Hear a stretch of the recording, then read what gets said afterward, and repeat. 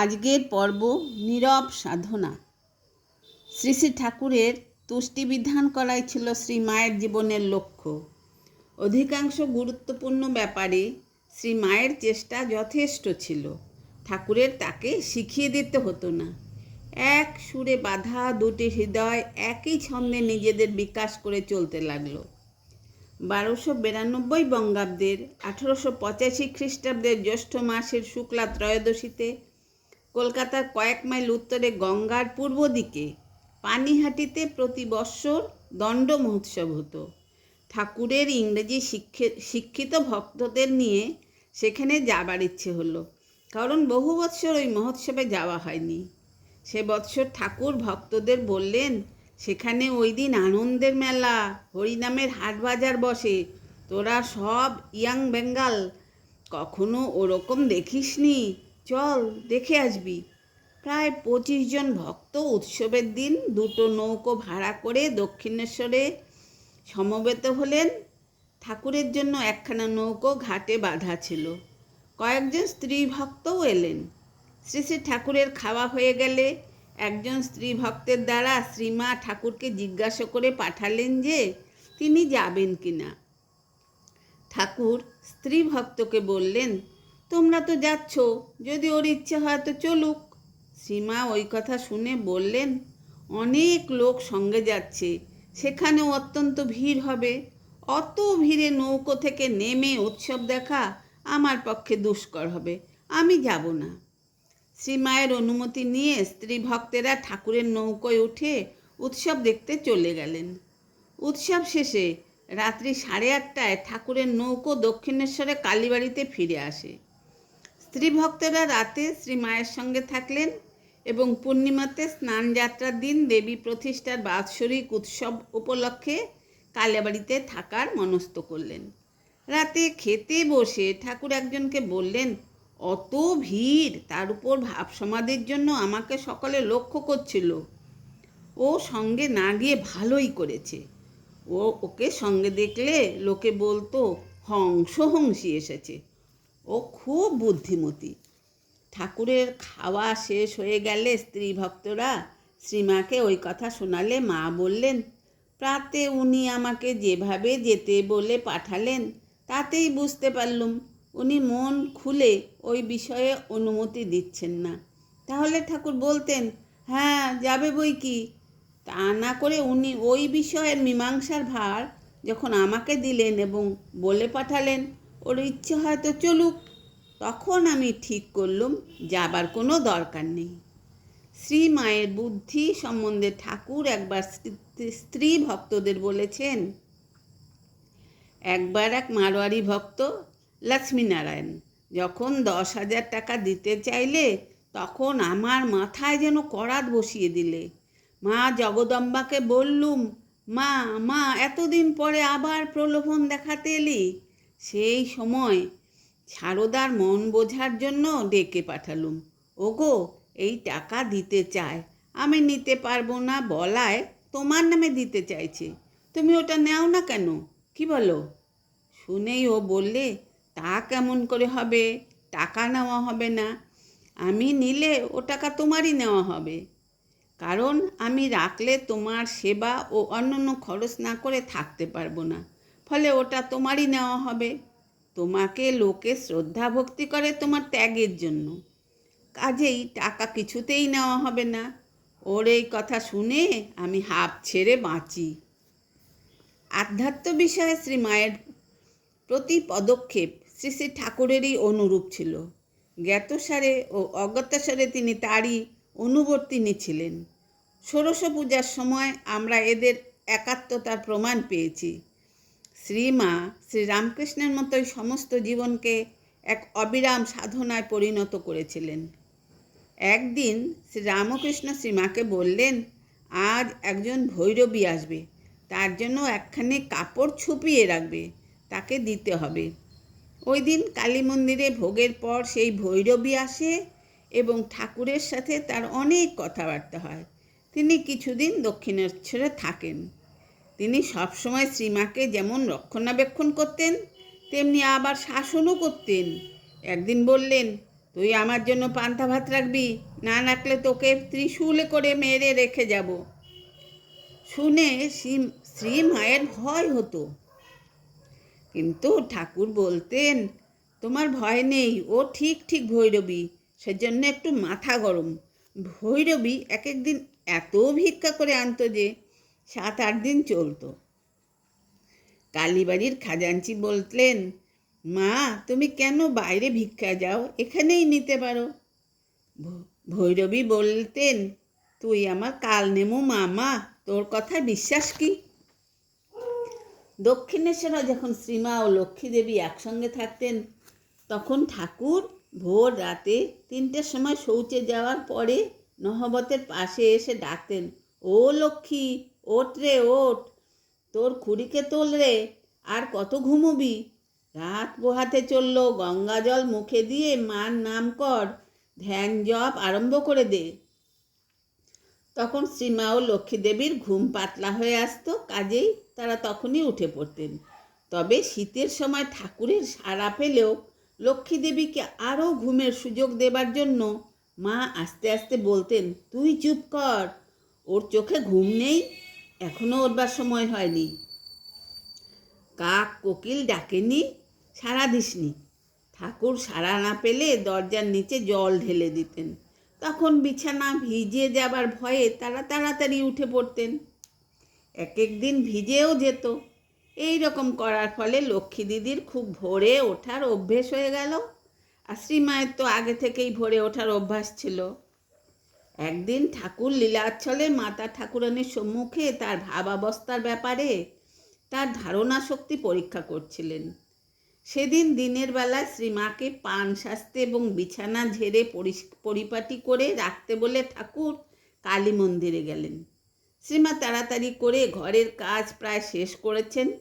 এমন সময় ঠাকুর মাতালের মতো টলতে টলতে একেবারে শ্রীমায়ের কাছে চলে আসেন। তার চোখ রক্তের মতো লাল, এখানে পা ফেলতে সেখানে পা পড়ছে, কথা অস্পষ্ট হয়ে গেছে। কাজে ব্যস্ত থাকায় শ্রীমা বুঝতেও পারেননি যে ঠাকুর তার এত কাছে চলে এসেছেন। হঠাৎ ঠাকুর তার শ্রীঅঙ্গ ঠেলে বললেন, ওগো, আমি কি মদ খেয়েছি?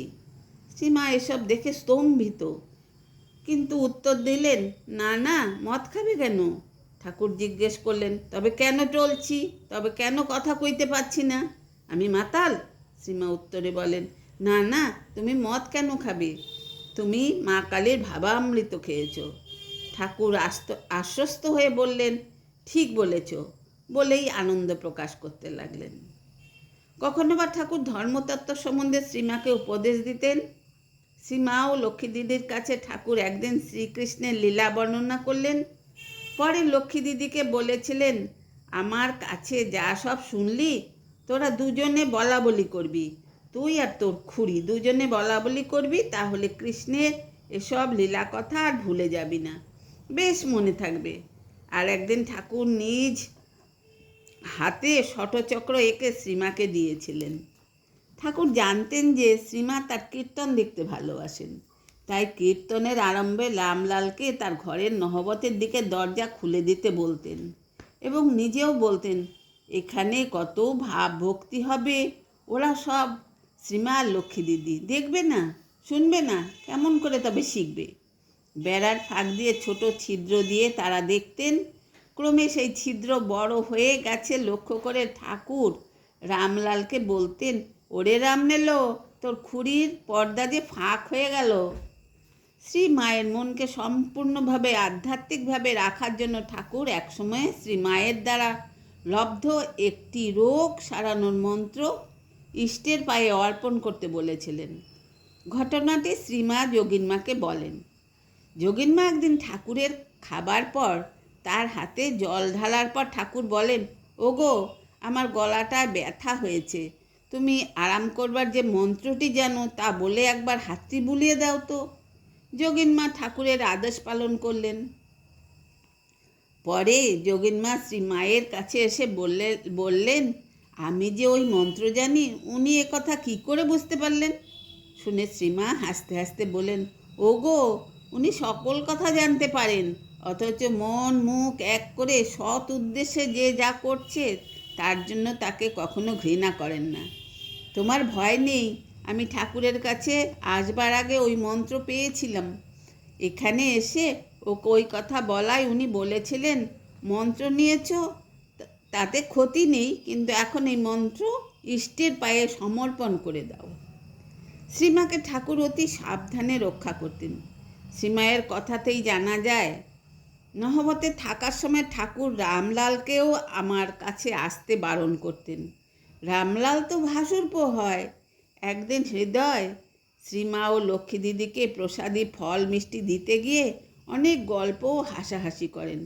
পরে ঠাকুরের কাছে ফিরলে তিনি তাকে খুব ভৎসনা করে বলেছিলেন, যাবি আর দিয়ে চলে আসবি, খবরদার কখনো যেন আর দেরি না হয়।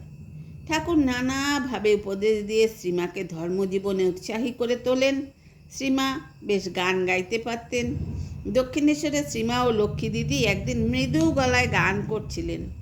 ঠাকুর গান শুনতে পান এবং পরদিন শ্রীমাকে বলেছিলেন, কাল যে তোমাদের খুব গান হচ্ছিল, তা বেশ বেশ ভালো। আর একদিন শ্রীমা জুঁই ও রঙ্গন ফুলের 7 লহর গড়ে মালা গেঁথে পাথরের বাটিতে জলে রেখে দেন। পরে কুড়িগুলি ফুটলে জগদম্বাকে মালা পরানোর জন্য পাঠালেন। গয়না সব খুলে কালীর গলায় মালা পরানো হলে ঠাকুর সেখানে আসেন এবং অপরূপ শোভা দেখে আনন্দে বলতে লাগলেন, আহা, কালো রঙে কি সুন্দরী মানিয়েছে। পরে যখন জানলেন যে শ্রীমা মালা গেঁথেছেন, তখন একজনকে বললেন, আহা, তাকে একবার ডেকে নিয়ে এসো গো, মালা পরে মায়ের কী রূপ খুলেছে, একবার দেখে যাক। শ্রীমা লজ্জায় ঝির আঁচলের আড়ালে দেহ ঢেকে মন্দিরে গেলেন এবং প্রাণ খুলে দর্শন করলেন। শ্রীমা ও লক্ষ্মী দিদি এক বৃদ্ধ সন্ন্যাসীর নিকট শক্তিমন্ত্রে দীক্ষা নিয়েছিলেন। সন্ন্যাসী বেশ মোটাসোটা, শান্ত ও সুপুরুষ ছিলেন। নাম স্বামী পূর্ণানন্দ। দক্ষিণেশ্বরে থাকার সময় শ্রী শ্রী ঠাকুর শ্রী মায়ের এবং লক্ষ্মী দিদির জিহ্বাতেও রাধাকৃষ্ণের বীজ ও নাম লিখে দিয়েছিলেন। প্রত্যেক দিন রাত্রে 3টা ঘুম থেকে উঠে শ্রীমা নহবতের দক্ষিণমুখ হয়ে ধ্যান করতেন। একদিন শ্রীমা ননিলী দিদিকে বলেছিলেন, আমি তোদের বয়সে কত কাজ করেছি, এসব করেও রোজ 1 লক্ষ জপ করতুম। রাতে যখন চাঁদ উঠত তখন গঙ্গার ভেতর স্থির জলে নিজের প্রতিচ্ছবি দেখে শ্রীমা ভগবানের কাছে প্রার্থনা করতেন, চন্দ্রেও কলঙ্ক আছে, আমার মনে যেন কোনো দাগ না লাগে। ধ্যানাভ্যাসের কথায় মা বলেছেন, খাটতে হয়, না খাটলে কি কিছু হয়? সংসারের কাজকর্মের মধ্যেও একটি সময় করে নিতে হয়। আমার কথা কি বলবো, কোনো হুঁশ থাকতো না। একদিন জোছনা রাতে নহবতে সিঁড়ির পাশে বসে জপ করছি, চারিদিকে নিস্তব্ধ। ঠাকুর যে সেদিন কখন ঝাউতলায় শৌচে গেছেন কিছুই জানতে পারিনি। অন্যদিন জুতোর শব্দে টের পাই। ধ্যান খুব জমে গেছে। তখন আমার অন্যরকম চেহারা ছিল, গয়না পরা, লাল পেরে শাড়ি, গা থেকে আঁচল খসে বাতাসে উড়ে উড়ে পড়ছে, কোনো হুঁশ নেই। ছেলে যোগেন অর্থাৎ যোগানন্দ সেদিন ঠাকুরের গারু দিতে গিয়ে আমাকে ওই অবস্থায় দেখেছিল। সেসব কি দিনই গিয়েছে। মা জোছনা রাতে চাঁদের প্রাণে তাকিয়ে জোর হাত করে বলেছি, তোমার ওই জোছনার মতো আমার অন্তর নির্মল করে দাও। আহা, তখন কি মনেই ছিল আমার। বৃন্দেঝি একদিন আমার সামনে একটি কাশি ঠেলা মেরে গড়িয়ে দিল, আমার বুকের মধ্যে যেন এসে লাগলো। শ্রীমা তখন সম্পূর্ণ ধ্যানমগ্ন ছিলেন। গৌরীমার ভাব ও প্রেম দর্শনে শ্রীমায়ের মনে ওই রকম ভাব ও প্রেম লাভের আকাঙ্ক্ষা হলো। সেজন্য একদিন লক্ষ্মী দিদির দ্বারা ঠাকুরকে অনুরোধ করে পাঠালেন, কিন্তু ঠাকুর বললেন, সে গৌরীমা কালীঘাটের মেয়ে, সে ওসব সহ্য করতে পারবে, কিন্তু তার মানে শ্রীমায়ের পক্ষে গোপনে থাকাই ভালো। অবলার অবলায় বৃদ্ধি, অবলার অবলায় সিদ্ধি। স্ত্রীলোক ধীর নম্রভাবে থাকবে, লজ্জাই তার ধর্ম, নইলে লোকে তাকে নিন্দে করবে।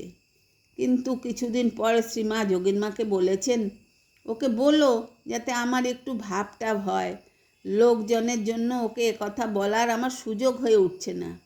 যোগিনমা কথাটা সহজভাবে নিলেন এবং শুধু ভাবলেন, হবেও বা, মা যখন বলছেন তখন ঠাকুরকে ওই কথা অনুরোধ করব।